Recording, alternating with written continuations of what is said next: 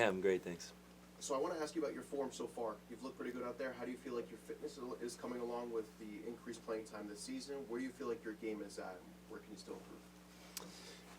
I'd say number one overall area of improvement, I'd say, would just be to make the play that helps us win the game. I care more about how our team is doing, and obviously not winning our first two games is frustrating. I think some positives to take from the first one. It was a tough game, and really unfortunate not to come away with anything in the second game. So just learning how, not learning, but, making sure that we're getting results, along the way, and we don't fall behind. And I'd say, yeah, I felt really good in the goal, seeing the ball well.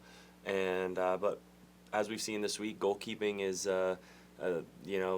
something that can humble everybody very quickly. So I'm just going to continue to take them one step, one play, one moment at a time, and just one foot in front of the other, and keep trying to build towards my ultimate goals.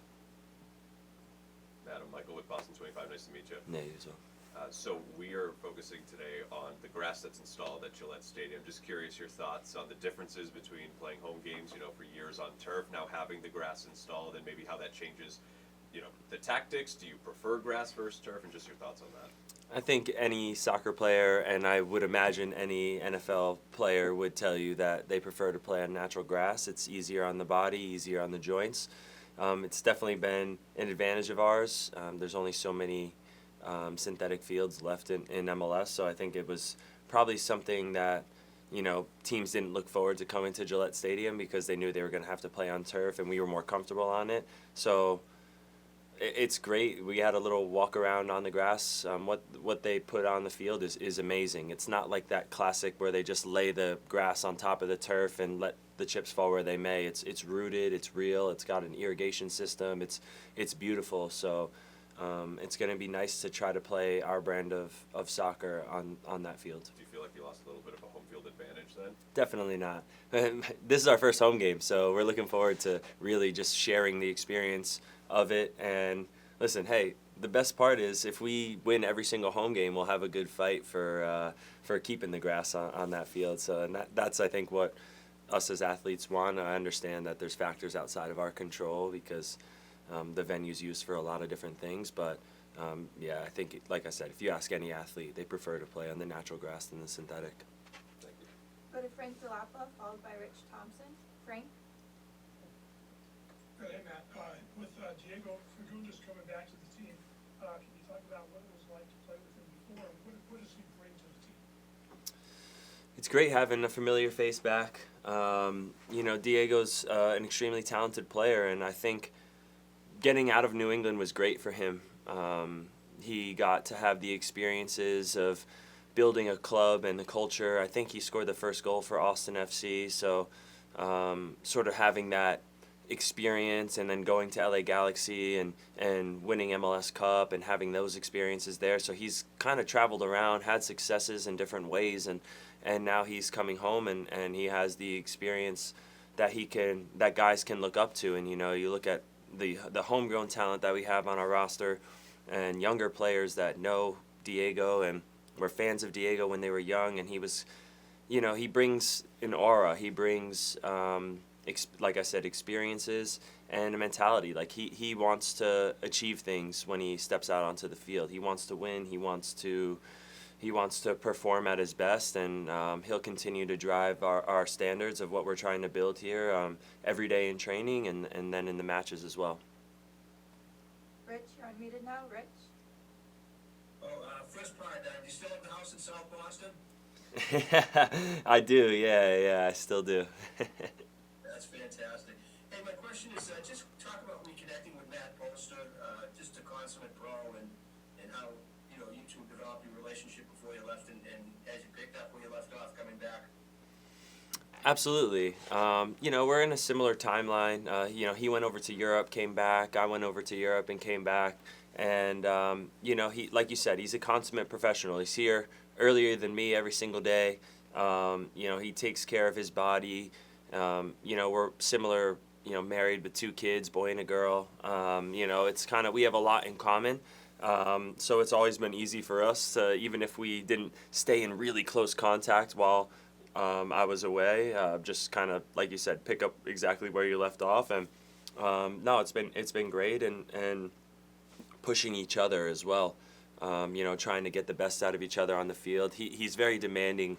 If you see him on the field, he's very demanding of all the players around him, but it's really good to have a player like that on our team, and we're really, really fortunate and that he's been here for so long and helped the team in so many ways.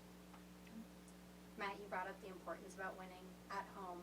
Just talk about, the importance of getting to play in front of the home crowd on Sunday and kind of those excited feelings ahead of that. Yeah, and I think it whenever you're going to play a home opener, it's really, really exciting, and we want to feel that energy from the fans, and we're trying to do a better job this season. I hope that the fans that have traveled, we had some away support in Nashville and in Red Bull, and I hope that away support felt appreciated. I know the results didn't go our way, but after the game, trying to find them in the crowd and showing our appreciation for the effort that they put forth, and we look forward to that relationship now, coming to our home stadium, and like I said, getting to share the feelings of playing at home. And like I always say, soccer fans are supporters. They're not just fans. They're people that need to be appreciated because they're there to support the team. They're part of the team in a lot of ways. So I look forward to getting in front of ours again, and just the feelings of being at home,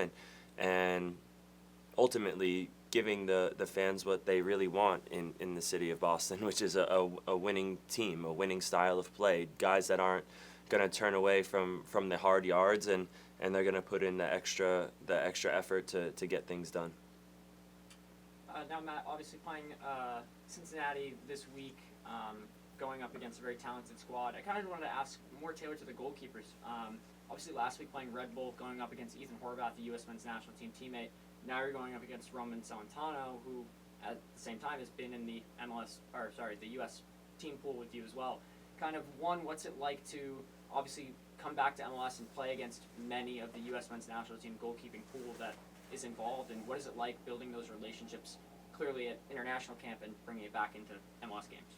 Yeah, it's nice. You always have that mutual respect and understanding. Goalkeeping's a unique position, but anytime you're going up against guys that are in the pool, the thing is, your approach doesn't really change. If you're in the pool, you're in there for a reason, and I think that's because you take every single game with the same level of importance. So for me, obviously, Roman's a talented goalkeeper. He's done really well so far this season. He had a great game last night.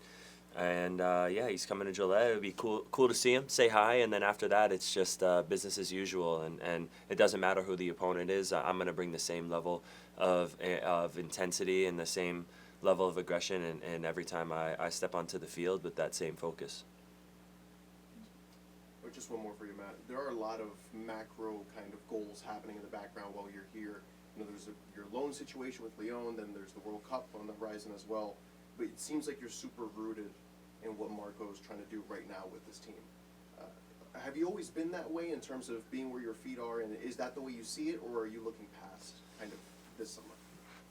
It's impossible not to have an eye on what's to come, but I think I've done a really good job working with a sports psychologist about some sort of compartmentalizing things, giving myself the grace and the time each day to have a moment to think about certain things, and then coming right back. And it's not something that's easy as snapping your fingers, but it's something that I'm aware of and I've been really working on for 18 months now. You know what I mean? And that's why when I speak now, I hope you believe it, because it's the truth of how I feel. And the reality is, on top of everything else, I understand that because I've been here before, what I do here and now, what I do here at the club level, what I'm trying to build, how Marco is challenging me in different ways, it's going to help me as a goalkeeper. It's going to help me as a leader and as a person. And then what I can control here, then when I get the opportunities again with the national team, I'll be able to bring that over and just keep things rolling. And controlling the here and the now is the only thing that I can do. It's the only thing I have any sort of power over. So after that, I'll let the chips fall where they may and know I put my best hat forward. You just have two more. Seth, you're unmuted now. Seth? I just want to ask, in friendlies for the U.S. men's national team at the end of March, I imagine those are something that you're looking to be part of. Have you had any conversations about them, and how do you feel about your odds ahead of the World Cup? Always feel great about them. And yeah, we'll see when they announce the roster for the March friendlies and who's going to go. And if my name is called, I'll be ready. Sam, you're unmuted now. Sam? Hello, Matt. Hope you're doing well. Just wanted to ask about, Marco just kind of mentioned your leadership abilities on and off the pitch. Just since you've gone over to Europe and now come back, just how do you feel you've grown as a leader on and off the field? I think it comes with the experiences that I've had. Being overseas, playing at big clubs, and playing in big moments, with the national team. And I've always been somebody that loves to have a chat, loves to sit down and talk. And but my understanding of the game has also grown tremendously. And I want to be somebody that people can always come to with any of their problems.